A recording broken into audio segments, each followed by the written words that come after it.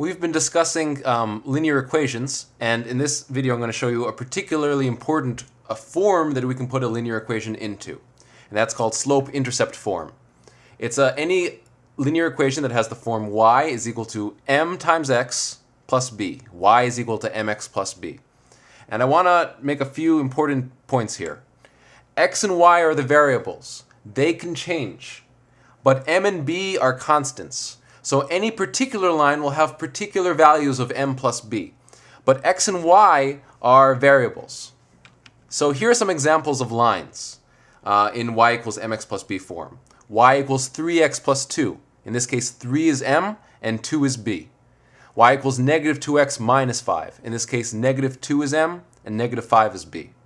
Y equals 1/2 x plus 2 over 55. In this case, 1/2 is m and 2 over 55 is b.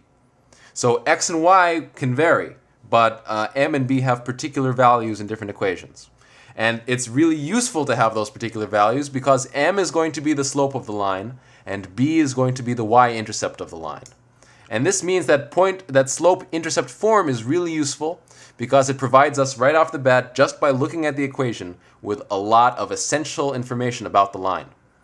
But we don't know that m is the slope of the line and b is the y-intercept of the line until we prove it. We're not stating beforehand that m just happens to be the slope and b is the y-intercept. We have to show that that statement is in fact true. So we have two very little proofs here. The proof that m is the slope of the line. Well, let's find a couple of points that are on the line. Note that if x were equal to 0, then when we substitute 0 in y equals mx plus b for x, we're going to have y is equal to b. And if x is equal to 1, when we substitute 1 in y equals mx plus b, we're going to have y equals 1 times m plus b, or m plus b. And now we have 2 points on the line, 0b and 1m plus b.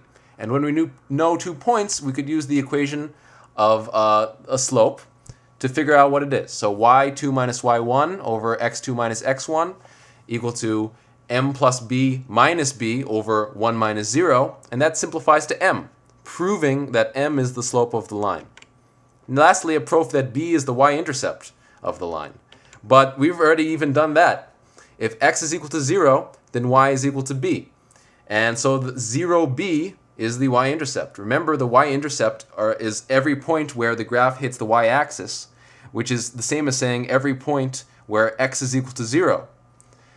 So 0b is the y-intercept, or remember we said y-intercepts are sometimes referred to as a number because we know that the x-coordinate is going to be 0. So we can say casually that b is the y-intercept of the line.